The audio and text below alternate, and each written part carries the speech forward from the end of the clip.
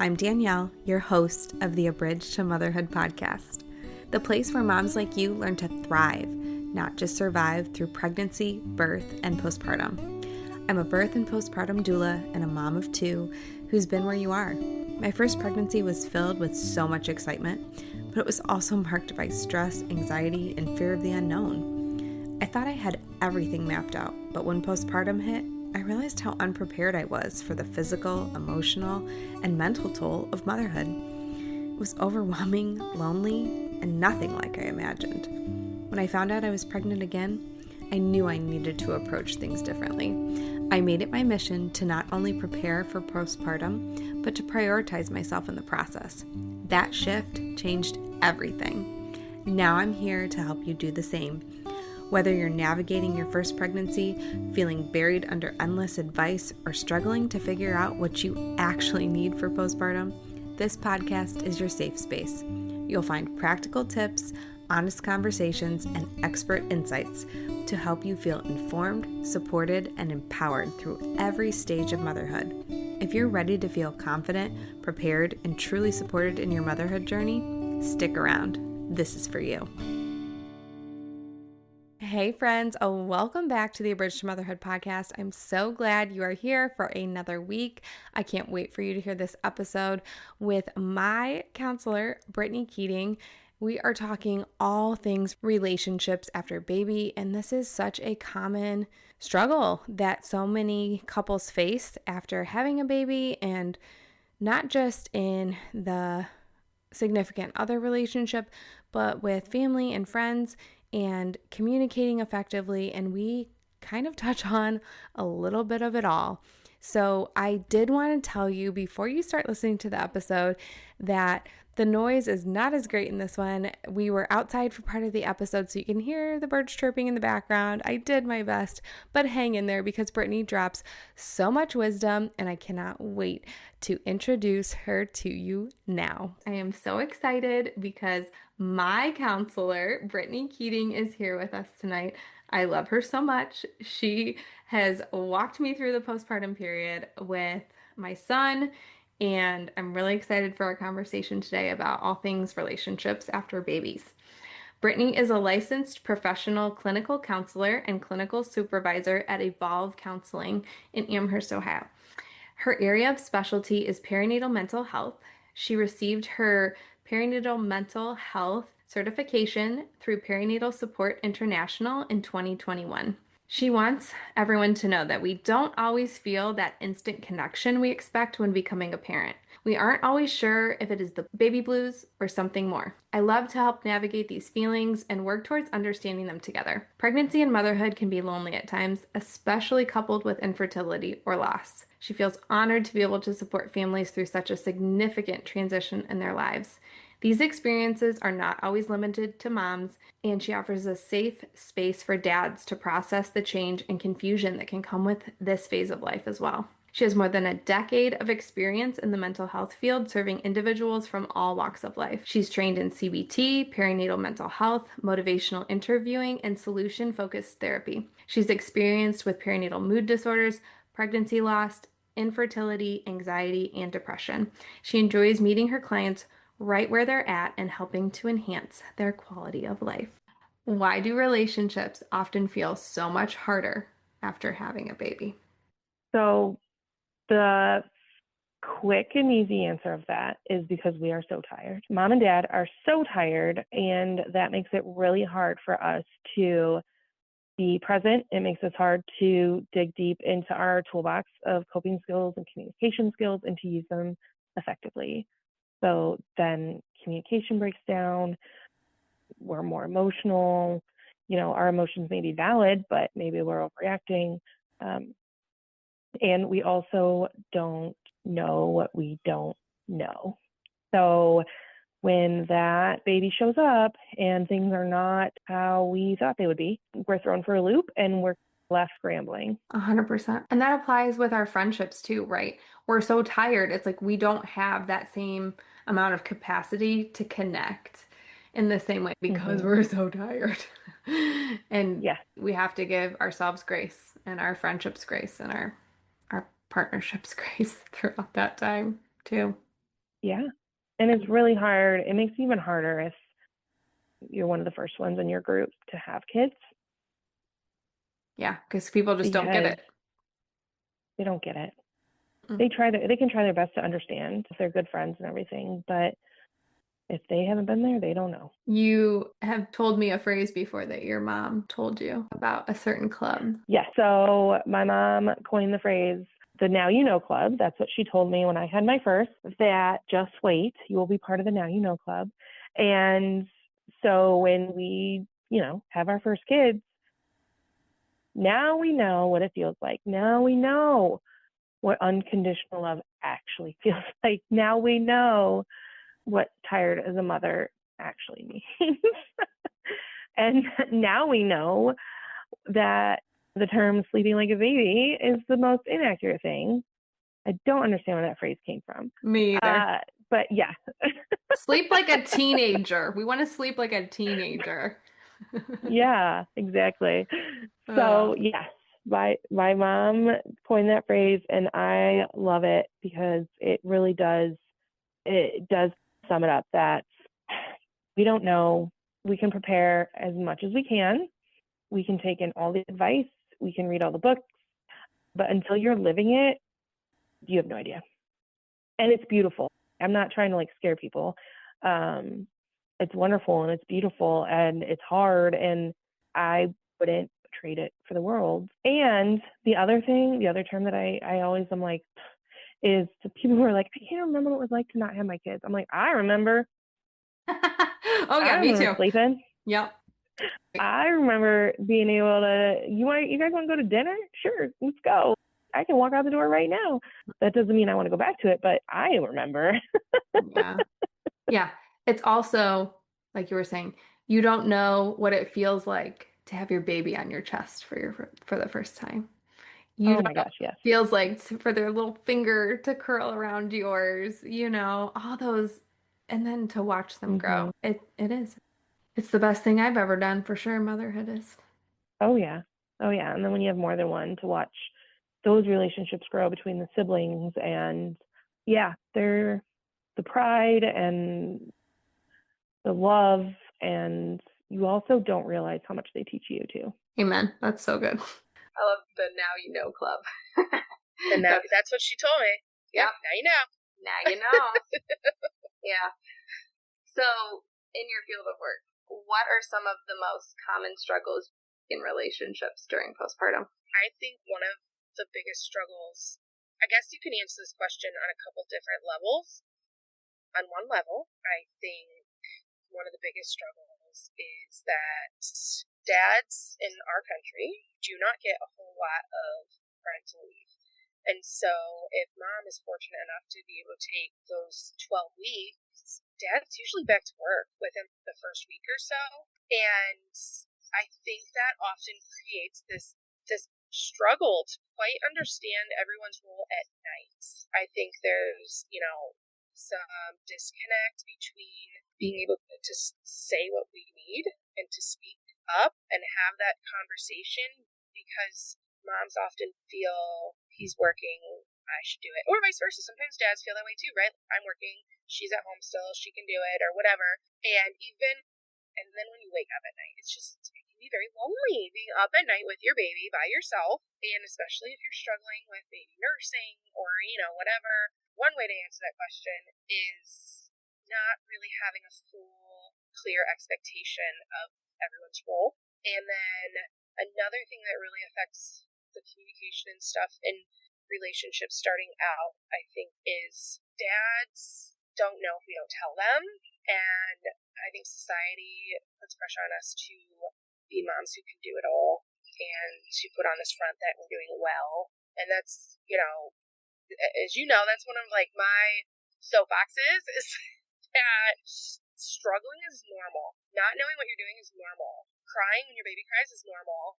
I talked to a client today and she has a new baby and she's like, I just cried and I just apologized to her that I didn't know what she wanted. I was like, yeah, definitely. I've been there. I've done that. You don't get those messages enough that it's normal for it to be hard. And it's normal for us to feel like we're failing sometimes. I hear clients tell me a lot, or just other moms I'm around, that they really wish that dad would just do things without being told or asked, or maybe they say something like, hey, do you want me to take out the trash? And she's like, of course, yes, but I don't want to have to just do it. How do we, as the moms, start those tricky conversations with your partner without making it feel like a fight? Yes, that makes me even think of when we had our first and we were in the hospital, and I'm in bed post C-section, and my husband changed Declan's diaper. In my mind, that's a no-brainer, right? Like, of course you change his diaper. He's a baby. He's our baby, right? And when he was done, he looked at me and he goes, that's the first diaper I've ever changed in my whole life. I'm like, oh. So I also think that sometimes there has to be a conversation about, what do you feel prepared to take care of?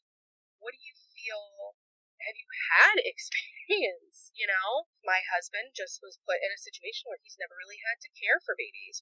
My brother had experience with my kids before he had his own kids, so he did have experience with changing diapers and trying to get a baby down to sleep and all of that, and my husband didn't. So they're all coming with different levels of experience and comfort levels and things like that. And so if there is a low level of experience or confidence, then maybe he needs to do it to get comfortable with it. He's dad, he's gonna have to do it. But also in the beginning, maybe understanding that it's not going to be his strength. So maybe he does focus more on the household duties and things of that nature. And so I think it's an honest conversation about, what do you expect? I think it's expectations. We make a lot of assumptions about what's going to happen. Sometimes we don't even realize they are assumptions. We need to get better at clarifying questions. What do you mean by that? What does that look like for you? Tell me more about that. This is what I hear you saying. That's what I was thinking. I had a client who, her husband took a daddy boot camp course. It's their first baby. And, I show up to my first postpartum shift. He's changing the diaper. He's burping that baby. He's got it down. So I love that there are places that provide things like that. And then I force my postpartum clients. We do a postpartum plan together, and husband has to be there because we talk through those things. Yes. How are we going to communicate when things are rough? How are we going to support not just you, Mom, but what if Dad is having a really bad mental health day? You both need to get sleep. How can we figure that out, too? I think there's also this, I said there's this expectation of moms to have it all together, but also I think dads to have it all together. So I don't know if sometimes men feel like they can take up that space to say, I'm experiencing maybe some form of postpartum depression, because men can experience that too, but it's not as socially acceptable for them to speak that out loud. Oh yeah, 100%. And so many moms are still afraid to talk about their postpartum depression, anxiety, OCD, and correct me if I'm wrong, but it's postpartum anxiety that is on the rise. Yes, it is. I actually, oh gosh, I can't remember if it was just postpartum anxiety or PMADs, which is perinatal mood and anxiety disorders. But so it was either all of them or just anxiety. I think from 2010, prevalence rates rose from 9-something% to almost 20%. And only 1 in 5 moms are actually screened for postpartum. So how many moms are just suffering in silence, not getting any tools to help them cope with that extreme anxiety they're facing while they're also trying to raise a child? We could get on that soapbox. Yeah, we would. A whole nother day. Yes. Let's bring it to moms and dads together. How could they both ask for what they need without feeling guilty or like they're a burden? From each other? Ask what they need from each other? And other, like maybe outside help too. Family members, whatever. Yeah. Okay, so that's the two-parter. From each other. One of the best ways to communicate needs, especially if you have this fear that your partner may become defensive or it may turn into an argument, is to use I statements. So I statements are, I feel, insert emotion, when Finish sentence. I feel lonely when I'm the only one waking up at night with the baby.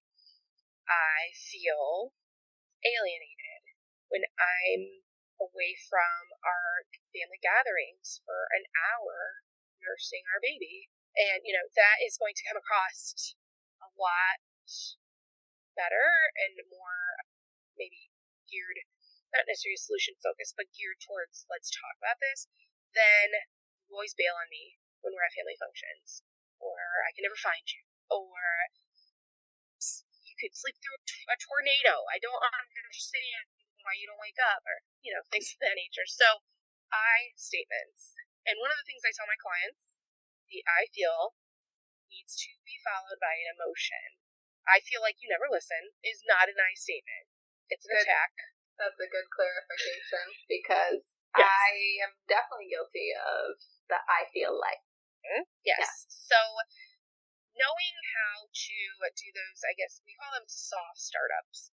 The I feels.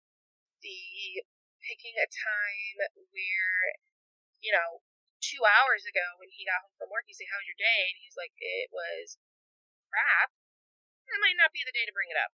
So, also, maybe, "Hey, do you want to go sit?" Like, I'm sitting outside on a patio, right? We have a nice patio. Like, "Hey, it's nice out. Do you want to come sit outside with me and chat?" And then say, "I want to take this opportunity and also bring something else up." So, setting the tone. There's never a perfect time. People are always like, "I'm waiting for the right time." You're not going to get it. You got to create the right time. That is my tip of the iceberg advice for talking with each other. Another thing when we're having these tough conversations is to reflect back, to maybe summarize in your own words what you're hearing from the other person. So what I'm hearing you say is, if I put in more time in the household chores, that would make you feel less stressed. Yes, that's exactly what I'm saying. Or, no, I don't, I've got the household things set. What I would like for you to do is to take more of a role in putting the baby to sleep, or, So that allows for clarification without, again, the defensiveness coming into play.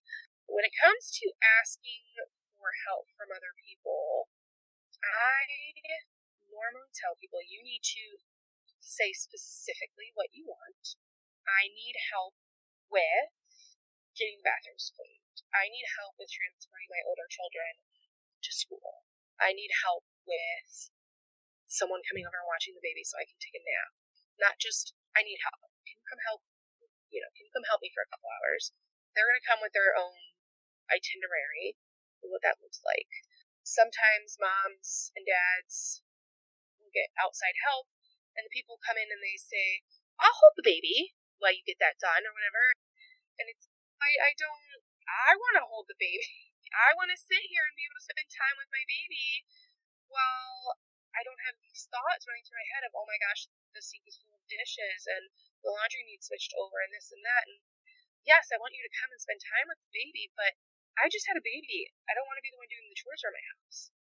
I want to cuddle up on the couch and watch the latest episode of whatever while holding my baby. So I think sometimes, we really have to spell it out for people.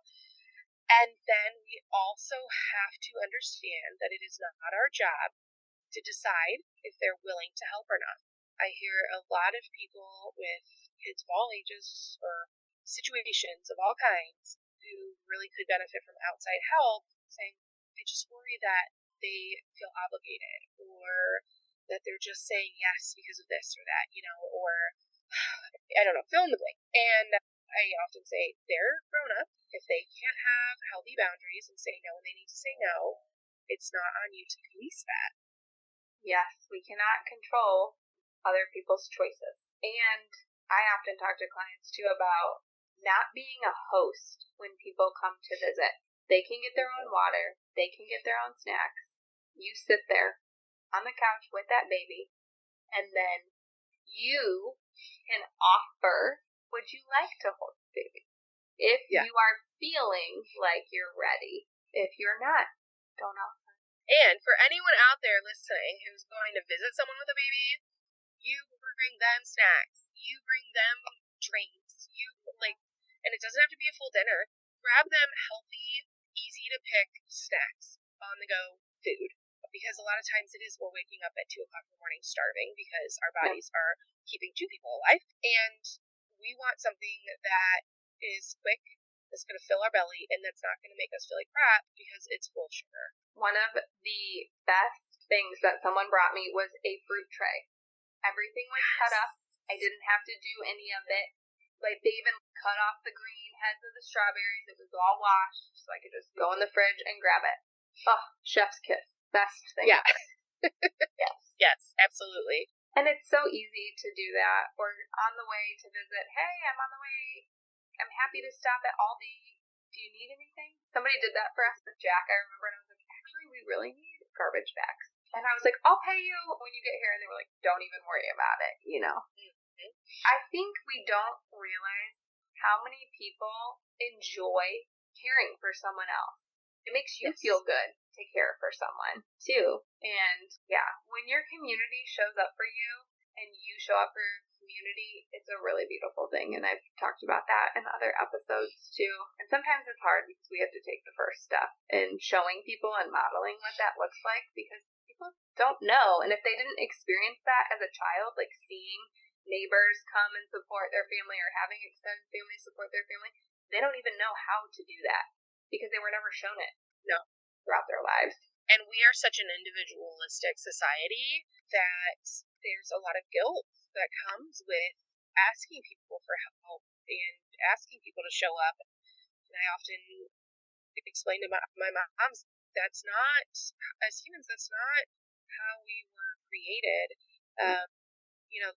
There's cultures where the mom actually leaves the husband and goes to a female family member's house and stays there for the postpartum period, for the first couple months, and all of the wives or the ladies of the family help settle her in. And a lot of these collective cultures, it's all hands on deck when someone has a baby. Since we're talking about people that are outside of the mom and dad relationship, maybe let's talk about how we can find time to nurture your relationships with your friends and family when your life feels just incredibly full. And I always love talking about creative ways to do this. Like my best friend, we were right around the corner from each other. We would make extra dinner and drop it off to each other. We called it family dinner, on Tuesday night, 5 o'clock, we're all eating together. And they moved 75 minutes away, something like that. I'm not counting. But we use the Marco Polo app with each other, so we can video chat every other day, and we can see each other's faces. So I'd like to get creative with it. What are some other creative ways? As you started asking that question, I was thinking Marco Polo. I do that with some family that live in different states. My best friend lives an hour away. Even the sending of the memes, right? And the Instagram reels and all of that. It doesn't have to be a grand gesture. It's just a gesture that you cross my mind. And the texting, I think when we don't have time for regular connection with people, when we do connect with them, we tend to hit the big bullet points in our lives. And it's my friend and everything, I want to know nitty gritty. I want to know the every day in, day out stuff that's going on with you. Just shoot a text saying, this happened. And it just helps us keep track of those day-to-day things. I also will sometimes send each other a Starbucks gift card. I'll be like, I need coffee today. I'm assuming you need coffee today. It's $5. Go get a coffee. But as we become parents, I guess I don't have any creative ways. We have to come together with our kids, and we have to realize that it's, as long as we're together, if we don't get to really sit there and have a heart-to-heart, that's fine. We're together. I also think people need to make more time for the phone calls. People are so, against actually speaking on the phone anymore. We need to get back to that. I love talking on the phone. I cannot find someone to talk on the phone with me aside from my mother. My mom and I will sit on the phone for over an hour together, but I love talking on the phone. Yes. So we need to get back in the habit of picking the phone up and calling people and not being afraid that we're going to interrupt something, or we're, like maybe the interruption is going to be welcome. Maybe they're exactly who they needed. You're exactly who they needed to hear from. Also, there's this idea. This kind of goes with husbands, wives, whatever, and even the parent-child relationship, friend relationships, is this term bids of connection, and what that these gestures that we have that are us saying, I'm reaching out to you for connection. Are you going to reciprocate? So that is the sending of the means.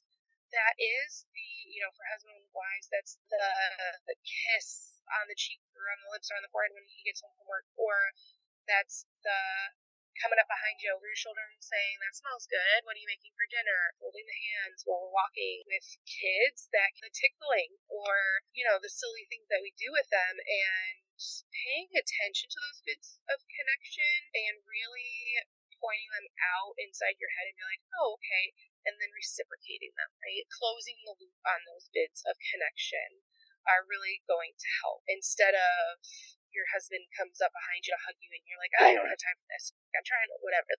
That's a breakdown of that bit of connection. Really paying attention to those and seeing them for what they are, instead of dismissing them because they're not these like grand gestures. It's not planning a surprise date night. Those are bits for connection as well, but sometimes like those just aren't. Yeah. So when maybe we're at a place where, let's talk specifically husbands and wives, partners. If we're at a place now where we're really struggling in our relationship and maybe we're not reciprocating those bits for connection, what kind of advice would you give to that couple if they really feel like they're drifting apart? How do we start that repair process? Therapy. Couples therapy. Yeah.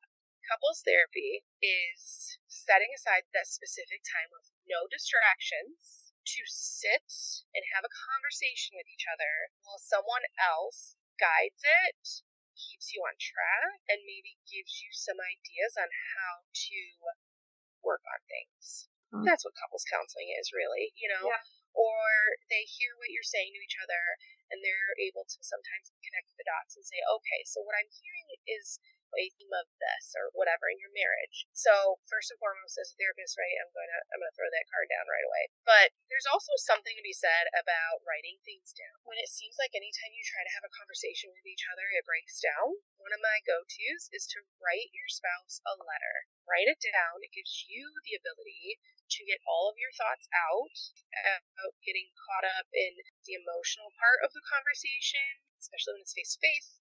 And then you get upset, and then you lose track of what you wanted to say, and then you get off topic, and you maybe just get so upset you can't finish the conversation. So writing it down allows you to have a full thought, get it all out, and then when you give it to your spouse, it gives them the ability to read it, digest it, and not react, but it gives them the opportunity to respond. Yeah, Gary and I did that. We wrote each other back and forth when I was really bad in my postpartum depression and anxiety. I felt it was really hard to say it out loud. So we had a little notebook that I think I might still have it. This big long thing I wrote out to him, and then he wrote back to me, and that was really helpful during that time. And we've done a few sessions together too. I think there's a really common misconception that if you're in couples counseling, it means, your marriage is dead or your relationship is dead. But I know a lot of couples that I think they have really great relationships, but they continue to go because they want their relationship to be great. Yeah. I think we talked about that in a session. So the other thing is that it is helpful for couples to set aside time every week to have a touch point, to connect with each other, to the airing of the grievances.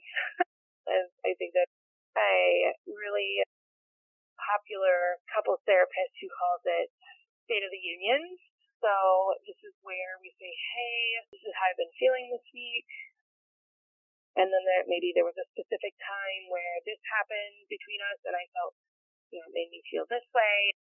And I just need to touch base with you and see, what was that about? I felt disconnected or whatever. And also to say, what really helped me this week was when you saw I was struggling and it was bedtime and you told me to go to bed and you'll put the kids to bed or, So it's that time to sit down and specifically have these conversations instead of as needed. You have them frequently. So then it's also not as awkward. It's time to have these conversations because you're used to doing it. And couples therapy also, it holds you accountable to do that. Maybe doing it in couples therapy because there's someone else that expects you to show up. So sometimes that marriage counseling is also about accountability, that we're showing up and we're having the conversation. Like you said, your marriage does not have to be on the brink of disaster to have that. And to go to couples therapy or therapy in general does not have to be reactive. It can be proactive. Yeah, you don't have to be at your wit's end. You can do really good work before it gets to that point. Yeah, I think one of the best things Gary and I did was I think we had 3 sessions, in the 3rd trimester. And gosh, it was so helpful to just prepare. And we really talked through too of like, how could we get some time together, like having 2 kids where we can chat. And one of the things that we came up with was like, we have a visitor. If we feel comfortable with that visitor, can you hold my baby for 10 minutes and watch Melanie so we can go take a 10-minute walk around the block? And that was like such an easy thing to do, to just get that little touch point of connection together. Yeah, absolutely. I was like, and also use your neighbors. If you have neighbors who have kids, sometimes we get our best downtime when the kids are out playing with the neighbor kids and occupied. Yes, for sure. Yeah, go sit outside when they're babies, you just hopefully baby's not crying. You can hold that baby. Still have that time to chat. Let's end with, what's one small step a mom could take today to improve her most important relationship, whoever that is, in her life? Filling in the gap of information with your own assumptions. Quit finishing the picture with what you think. Finish the picture with what you know because you asked questions. That applies no matter what relationship you're in, because we assume so much. Our brains are hardwired to fill in the blank. That's why even like visually, someone can draw half a picture, and by itself it doesn't really look like something, but our brains make sense of it. Or why someone's car looks like a space, because our brains want to make sense of it. So if something doesn't make sense, we fill in the gaps with what we think it is. And so a lot of times that can be, we fill in the gaps of what we think our partner is saying. We fill in the gaps of what we think our partner is feeling based on what we saw and then what we assume from that. I hope that every mom who needed to hear that today heard that message. Thank you so much for coming on, Brittany. This was so much fun for me. And now everyone gets, because I talk about you on the podcast, I'm like, my counselor told me. So now they all get to know who you are. So whenever I'm talking about my counselor, it's Brittany and she's fabulous. So if anyone wants to connect with you further, how could they do that? Yes. So I am at a practice called Evolve Counseling. Our website, evolvecounselingohio.com. They can email me at Brittany@evolvecounselingohio.com. We also have our Instagram page. We have our Facebook page. You can message us there at Evolve Counseling. But yeah, all the ways to connect. And do you take any virtual clients as well, as long as they're in the state of Ohio, or do they have to come in person? Oh, no, I do virtual, I do in person, I do hybrid. I can, some people like to start in person and then they like to move to virtual. Virtual is a great way to meet moms where they're at, especially if they have those younger kiddos who they can't find someone to watch them. Also, I love holding babies. So come on in and I will hold the baby while we talk. We have art rooms in our building so that we can occupy the little kids if you can't find someone to watch them and they got to come for that session. And then I also run a support group for moms of young children. It's ran sporadically, so you have to reach out to me to see when it's going to start again. It's a 6-week thing for an hour, once a week for 6 weeks. So start dates on that vary. It is a closed group, so once you commit, you're committing to coming for the 6 weeks.